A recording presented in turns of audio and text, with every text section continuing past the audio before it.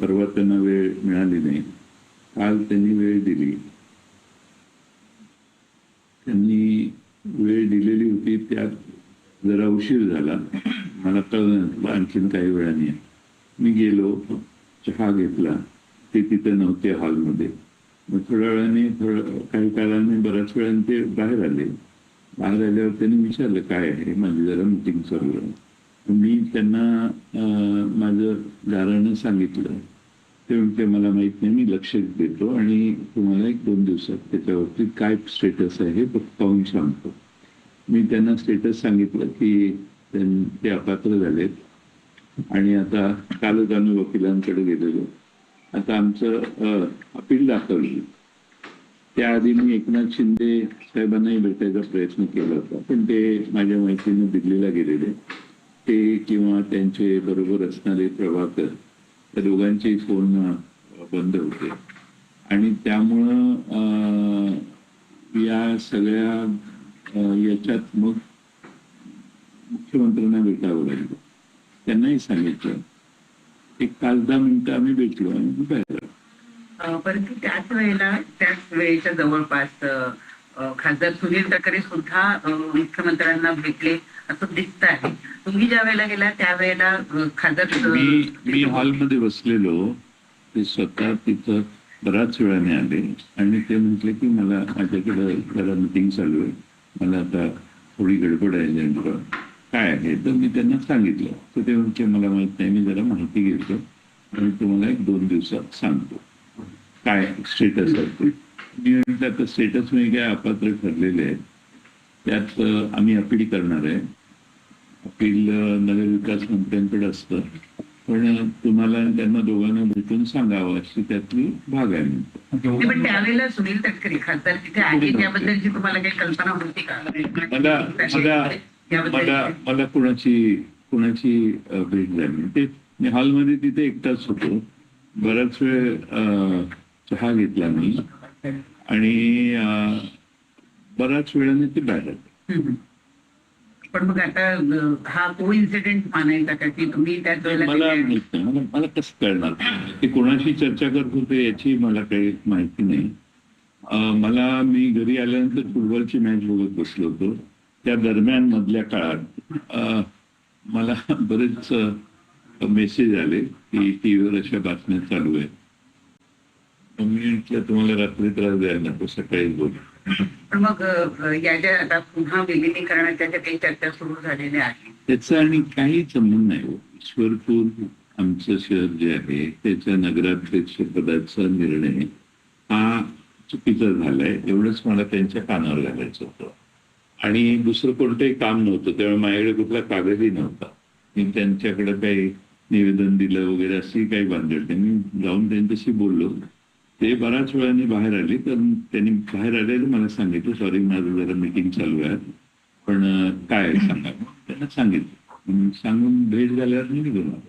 त्या पलीकडे कोणती चर्चा करण्याचा प्रश्न सुद्धा होत नाही. अशी चर्चा आहे की तुमची आधी प्रफुल्ल पटेल आणि तटकरेंसोबत बैठक झाली, याच्या आधी पण बैठका झाल्या विलिनीकरणासंदर्भात, आणि मग मुख्यमंत्र्यांसोबत एकत्रित चर्चा झाली अशी नाही. एक तर प्रफुल्ल पटेल आणि सुनील तटकरे यांच्याशी माझी कधी भेट झाली नाही. या ज्या चर्चामध्येही पेपरला आलं होतं की आम्ही कुठेतरी भेटलो वगैरे एका वर्तमानपत्राने, अशी कोणती भेट झाली नाही. आणि याच्यात कोणताही म्हणजे विलिनीकरण वगैरे ह्याची चर्चा होण्याचा प्रश्न सुद्धा होता. विलिनीकरण चर्चा पूर्णपणे थांबलेली आहे, भविष्यात ते होणार नाही. अजितदादांच्या निधनानंतर अशी कोणतीही चर्चा कुणावरही आमची झाली नाही. त्यामुळे ती थांबली आहे हा शब्द वापरण्याची गरज नाही, कारण चर्चाच सुरू झालेली नाही ना. म्हणजे सुरू होतं ते थांबतं. त्यामुळे दादांच्या निधनानंतर सीन वेगळा आहे. म्हणजे अशी तुमची आणि विनोद तावडेंची भेट झाली त्याच्यानंतर? विनोद तावडेंचा मी खुलासा केला होता विधानसभा चालू असताना. जॉईंट पार्लमेंटरी कमिटी चालू होती.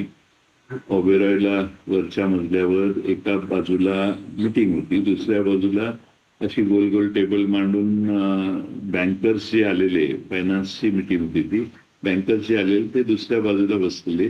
तिथं मी जाऊन मला सुप्रिया त्यांनी सांगितलं तिथे या, आम्हाला दुसऱ्या पक्षीय करण्यासाठी भेट पाहिजे होती. तिथं मी जाऊन बसलो. त्यात विनोद तावडे साहेब होते, त्यांच्यावर कॉफी घेतली. आणि अशाही काही बातम्या चालतात की अर्थमंत्री पद हे अजून रिक्त आहे, तर जयंत पाटील यांची वर्णी अर्थमंत्री पदासाठी लागली. नाही, असं आहे की मी कशाचाच विचार केलेला नाही. तुम्ही माझ्यापेक्षा इतका पुढे का विचार करताय? तुम्ही एक तर मुख्यमंत्र्यांचा खाते वाटपाचा अधिकार आहे, तोही तुम्ही फिरवून घ्यायला लागलेला. तो त्यांचा अधिकार आहे. आणि माणूस गेला तर होईल ना. आम्ही सगळे राष्ट्रवादी, शरद पवार साहेबांच्या मागं सगळे खासदार आमदार एकच संघ आहोत.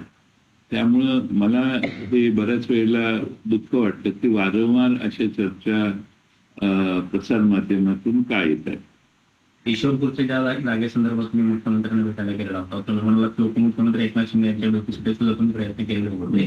तो जमिनीचा जो विषय आहे तो महसूल मंत्र्यांच्या अखेरीत येतो का, आणि जर असेल तर त्यांच्याशी चर्चा करण्याचा तुम्ही प्रयत्न केलेला होता की याच्यावर? नाही, महसूल मंत्र्यांच्या अखत्यारीत तो विषय येत नाही. तो नगरपालिकेचा विषय नगरविकास मंत्री एकनाथ शिंदे यांच्याकडेच येतो. ते मलाही माहित होतं आणि त्यासाठी त्यांच्या भेटीची काल आमचे नगराध्यक्षही आलेले, भेटीची प्रयत्न केला, पण ते त्यांचा फोनच बंद होते. मग नंतर कळलं की दिल्लीला रवाना झाले ते. आणि त्यानंतर मग नगराध्यक्षच खरं माझ्यावर येणार होते, पण बराच वेळ झाला, भेटीची वेळ मिळाली नाही. मग मी नगराध्यक्षांना म्हटलं आज काय भेटायची शक्यता दिसत नाही, तुम्ही जावा. आणि त्यानंतर मला ते अटल सेतूच्या पलीकडे गेल्यावर मला कळलं की आपण 10:15 10:30 आला तर चालेल. मग मी तिकडे गेलो. गेले काही दिवस खूपच योगायोग घडतायत का? म्हणजे प्रफुल्ल पटेल यांचं हे वक्तव्य की त्यांच्या राष्ट्रवादीमध्ये माहित पोकळी नाही. निर्माण झाली आहे. त्यानंतर त्यांच्या पक्षाच्या राष्ट्रीय अध्यक्षांना नोटीस बजावली जाणार, त्यानंतर तुम्ही भेटायला जाणं थोड्या वेळाने, हे सगळे असं आहे, मला दुसऱ्या पक्षावर बोलायचा काही अधिकार नाही. तो त्यांच्या पक्षाचा अंतर्गत प्रश्न. माझ्या पक्षात अंतर्गत कोणतेही घालमेल नाही. सगळे शांत आहेत आणि आम्ही सगळे एकत्रित आहोत. त्यामुळं दुसऱ्या पक्षांवर मी बोलणं योग्य